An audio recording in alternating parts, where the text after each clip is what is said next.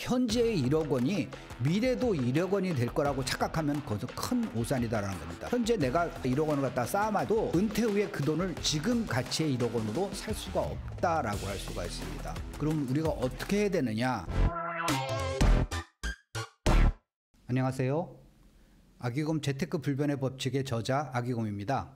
자, 오늘은 여러분들한테 사회초년병, 그러니까 2030 세대가 왜 투자를 해야 되는가에 대해서 설명 말씀드리도록 하겠습니다. 우리가 보통 이제 85세까지, 만 85세까지 산다고 가정을 하게 되면은 만 25세부터 경제 활동을 시작해가지고 30년간 우리가 돈을 벌게 됩니다. 그 다음에 은퇴 후 이제 30년간 은퇴 시기를 지내게 되는 거죠.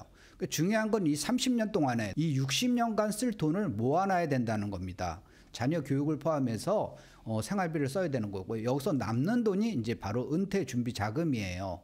그러면 이제 이거 갖고 우리가 이제 직접적으로 생활비를 다 쓰는 게 아니라 노후에 이제 국민연금 지급액, 그 다음에 은퇴 후 소득, 요 세 개가 합해서 바로 이제 은퇴 후 생활비가 되는 거예요. 한 달에 500만 원씩 받는다고 가정하게 되면은 이분이 한 300만 원 정도를 쓸 거예요. 그리고 200만 원을 이제 저축하게 되는 거고, 그 다음에 이제 국민연금이 또 사람에 따라 다르지만 한 50만 원이 나온다고 가정하게 되면은 250이 되고, 그 다음에 매달 50만 원을 받는 알바를 해야 되는 겁니다. 은퇴 후에. 그 다음에 그렇게 되면은 300만 원의 이 생활비가 이제 확보가 되는 거죠. 자, 그래서 이렇게 내가 은퇴 후에 일을 하지 않으려고 그러면은 은퇴 준비 자금을 충분히 마련해야 되는 거고요. 내가 은퇴 준비 자금도 충분하지 않아. 은퇴 후에도 일할 게 별로 없어. 그렇게 되면은 그야말로 삶의 질이 급격히 추락을 하는 겁니다. 그래서 지금 우리가 지금 나 이제 젊은데, 이제 20대인데, 이제 30대 초반인데 무슨 은퇴를 먼저 얘기하는 겁니까? 우리가 언젠가는 올 거잖아요. 이게 안 오는 게 아니라 언젠가는 올 거기 때문에 미리 준비를 해야 됩니다. 자, 그러면 이제 은퇴 준비 자금을 갖다 어떻게 모을까요? 한 달에 200만 원이라는 거니까 5만 원짜리로 이제 40장을 모아가지고 항아리에다 이렇게 모아놓는다고 가정해 봅시다.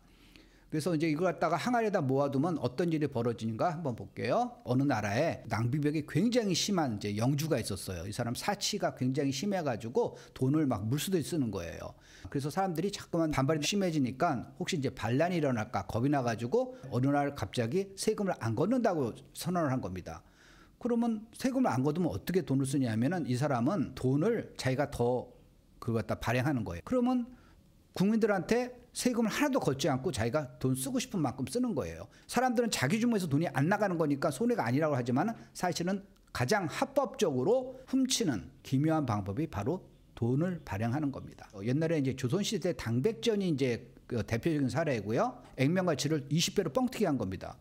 그럼 옛날 얘기 하는 겁니까? 아니죠. 현재에 들어와서도 두 차례 화폐 개혁을 통해서 돈 가치가 1000분의 1로 떨어졌어요. 첫 번째 화폐 개혁을 했던 1953년에서는요, 원을 환으로 바꿨는데 그때 화폐 가치가 100분의 1로 떨어졌어요. 그 다음에 1962년도에 두 번째 화폐 개혁을 합니다. 그때는 환을 다시 원으로 바꾸는데 10환이 1원이 된 거예요. 그래서 1954년부터 62년까지 9년에 걸쳐서 화폐 가치가 1000분의 1이 돼버린 거예요. 똑같이 옛날에도 원, 지금도 원이 쓰지만 그게 1000분의 1이 된 겁니다. 돈을 현금 갖고 있는 사람은 다 망했죠. 그래서 그 당시에 그 2차 화폐 개혁이 있을 때 현금을 많이 갖고 있었던 화교들이 우리나라를 떠나는 이제 계기가 됐습니다. 자, 그 우리나라만 그렇습니까? 다른 나라도 마찬가지예요. 인플레이션 그러면 우리가 이제 짐바브웨를 들 수가 있는데, 인터넷에서 짐바브웨 그래서 사진 찾아보면 사람들이 이렇게 커다란 수레에다가 돈을 이만큼 싸가지고 막 밀고 가는 거예요. 옷 조가리 하나 사는데 짐수레에다가 막 그 짐을 갖고 다녀. 그렇게 되니까 너무 이제 불편하니까 사람들이 자꾸만 고액권을 만드는 거예요. 그래서 고액권을 만드는데 여기 사진에 보여드리는 게 1000억 달러짜리 그 지폐입니다. 근데 이게 실제로 가치가 얼마냐면 1000억 달러짜리가 달걀 3개예요. 그러니까 우리나라 돈 1000원도 안 되는 거예요. 북한도 마찬가지예요. 2009년 11월에 이제 화폐 개혁을 했습니다. 북한 돈 10만 원까지만 바꿔줬거든요. 그러니까 현금 갖고 있었던 사람은 다 망한 거예요. 그러니까 돈을 항아리에다 차곡차곡 쌓아놓으면은 망한다라는 겁니다. 현재의 1억 원이 미래도 1억 원이 될 거라고 착각하면 거기서 큰 오산이다라는 겁니다. 현재 내가 항아리에다가 1억 원을 갖다 쌓아놔도 은퇴 후에 그 돈을 지금 가치의 1억 원으로 살 수가 없다라고 할 수가 있습니다. 그래서 그럼 우리가 어떻게 해야 되느냐? 내가 정말 회사에서 갖은 치산일을 다 당하고 그렇게 열심히 버는 돈 1억 원을 지키는 행위가 바로 투자다라고 할 수가 있습니다. 그러면 이제 그 투자를 할 때 그러니까 돈의 가치가 우선 얼마나 떨어진가 한번 볼게요. 통화량이 3,852조 원이 돌아다니고 있어요. 그럼 딱 10년 전인 2013년 9월에는 어떻게 됐을까? 절반도 안 된다는 거죠. 1,903조 원이 돌아다니서 가지고요. 지난 10년 동안에 통화량이 2배가 늘었어요. 경제 규모가 커진 것도 있지만 돈의 가치 그만큼 떨어졌다는 겁니다. 저는 집값이 올랐다는 표현을 좋아하지가 않아요. 왜? 집값만 올랐나? 같은 기간 동안에 전철비도 올랐죠. 학원비도 올랐죠. 하다못해 짜장면 값도 올랐죠. 모든 게 다 올랐어요. 여러분 외식비를 한번 생각해 보세요. 직장인들 10,000원 갖고 점심에 먹을 메뉴가 그렇게 많지가 않아요. 계속 이 돈 가치는 떨어진다라는 겁니다. 그러면 얼마나 떨어졌을까? 그리고 집값은 얼마나 올랐을까? 한번 그걸 비교해 보면요. 지난 10년간 이제 통화량이 102%가 증가됐다는 거죠. 근데 아파트 값은 그렇게 많이 오르진 않았어요. 36% 정도 올랐고요.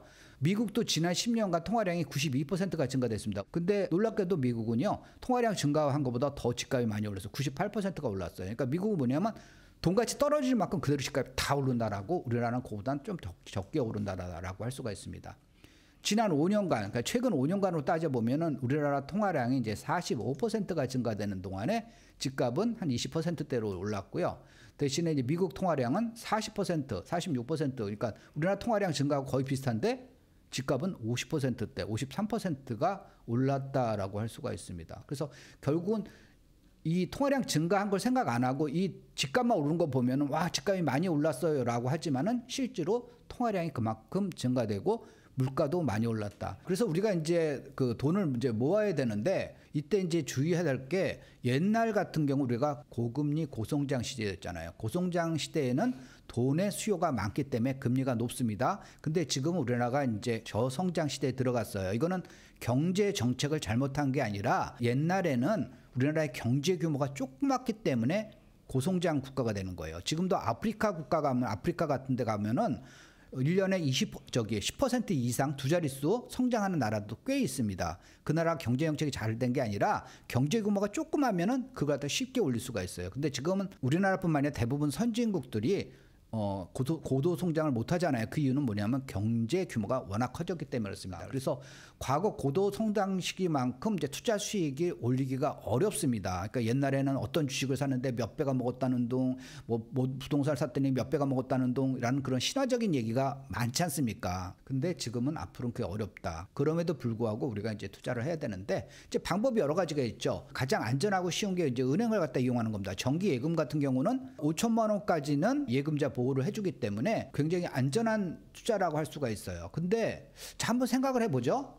은행에서 나한테 왜 이자를 주지? 은행에서 우리한테 이자를 주는 이유는 뭐냐면 우리 돈을 활용하기 때문에 그런 거예요. 내가 예금을 하게 되면 그 돈 갖고 딴 사람한테 대출을 해주고 거기서 비용을 받는 거죠. 예금 금리는 언제나 대출 금리보다 낮을 수밖에 없어요. 그러니까 예금금리 플러스 은행에서 쓰는 비용이 바로 대출금리다. 대출금리에 빼기 그다음에 은행에서 쓰는 비용이 바로 예금금리다라고 할 수가 있습니다. 그런데 결국 그 얘기는 무슨 얘기냐면은 대출 받아가는 사람이 왜 대출을 받겠어요? 이유는 대출을 받아서 딴 사업을 하거나 아니면 대출을 받아가지고 딴 데 투자하기 위해서 대출을 받는 거잖아요. 근데 투자 수익이 떨어져. 그래서 대출 받는 사람이 적어져. 그러면 예금금리는 올라갈까요? 떨어질까요? 당연히 대출금리가 떨어지니까 예금금리도 떨어지는 겁니다. 그래서 예금금리는 통상 보통 이제 투자보다 수익률이 낮은 이유가 바로 이거예요. 그럼 예금금리가 우리가 얼마 정도 되는가 한번 보면요. 지난 15년간 평균 예금금리가 2.25%예요. 그러니까 내가 은행에 맡기면 평균 1년에 2.25%의 이자를 준다라고 하는 건데요. 근데 사실을 보면 같은 기간 동안에 우리나라 물가가 2.02%가 올랐거든요. 그러니까 2.02% 올랐으니까 실질금리는 0.23%가 실질금리예요. 자, 실질금리라는 걸 갖다가 대부분 아시겠지만 모르시는 분을 위해서 잠깐 제가 부연 설명을 하게 되면요. 어떤 사람이 100만 원을 갖고 있다가 지금 냉장고를 살까? 그러다가 지금 냉장고가 조금 그래도 낡았지만 나는 아껴야 돼. 그래서 은행에다가 그 돈을 맡겼어요. 5%의 이자를 준대. 그래서 그 다음에 105만 원 된 거예요. 그러면 내가 냉장고를 100만 원에 살 수 있으면 나는 5만 원만큼 내가 이익을 얻은 거잖아요. 근데 이게 웬걸? 그 냉장고를 사러 갔더니만 냉장고가 110만 원이 된 거예요. 그러면 나는 잘못한 거죠. 5만 원 손해난 거잖아요. 작년에 그냥 샀으면 100만 원에 샀는데 올해 샀으면 110만 원에 사는 거니까 나는 이자 은행에 돈을 넣어가지고 그 이자를 받아가지고 이익이 되는 줄 알았더니 나중에 손해가 됐더라. 그게 바로 이제 실질 금리 개념입니다. 그래서 실제로 보면은 우리가 은행에 예금하더라도 우리한테 들어온 거는 1년에 0.23%다라고 할 수가 있습니다. 자, 그러면은 은행 예금은 별별 없으니까 그럼 주식에다 투자하면 어떨까? 그런데 주변에 보면은 부동산으로 돈 벌었다는 사람들은 많은데 주식으로 돈 번 사람들은 그렇게 많지가 않아요. 왜 이런 현상이 벌어지냐면요. 어떤 분야든지 투자로 돈을 버는 주체는 상위 10%예요. 그런데 문제는 뭐냐면은 주식시장은요. 그 상위 10%가 여러분이 아니란 겁니다. 그 상위 10%는요. 골드만삭스, 뭐 메릴리치, 뭐 모건 스탠리 이러한 외국인 투자자라는 거죠. 개인들이 거기서 당할 수가 없다라는 겁니다. 그래서 주식에서 돈 버는 사람이 상대적으로 적은 게 우리가 상대해야 할 그 경쟁자들이 거인이라는 거죠. 또 하나는 문제는 뭐냐면은 자산 관리를 하는데, 그러니까 내가 투자를 하는데 너무 시간을 거다가 많이 써. 시간과 노력을 너무 많이 들어가. 그렇게 되면은 가장 중요한 소득을 올리는데 방해가 된다라고 하는 겁니다. 자, 그러면 이제 비트코인 요새 이제 굉장히 많이 오르죠. 비트코인이 거기서 뭐 지금 몇 달 사이 이제 더블이 올랐습니다.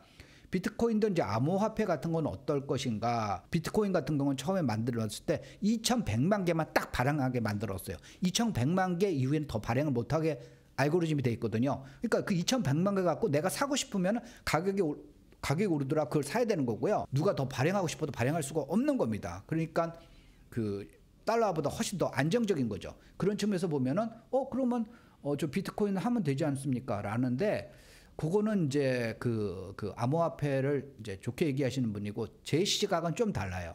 그거는 왜 니네가 마음대로 그걸 발행하는데 그게 제 시각이에요. 중앙은행에서 돈을 발행하잖아요. 한국은행에서는 원화를 찍고요. 미국도 중앙은행에서 돈을 발행하는데 그거 대신에 누군가가 만드는 거예요. 비트코인도 만들고 그런 겁니다. 더 중요한 건 뭐냐면 비트코인 하나만 있으면 괜찮죠. 수많은 알트코인이 생긴 거죠. 그러니까 막 그 누구든지 다 만들어서 누구든지 다 발권자가 돼버리는 거예요. 근데 그걸 내가 왜 사줘야 되는데 그런 생각이 되는 겁니다. 내가 지금 중앙은행도 내가 못 믿어가지고 지금 투자를 해야 되는가 말아야 되는가 고민하고 있는데 왜 남이 그냥 만들어주면 그 발권자만 돈 벌어주는 일이기 때문에 이것도 사실 보면 좋은 선택은 아니다라고 할 수가 있습니다.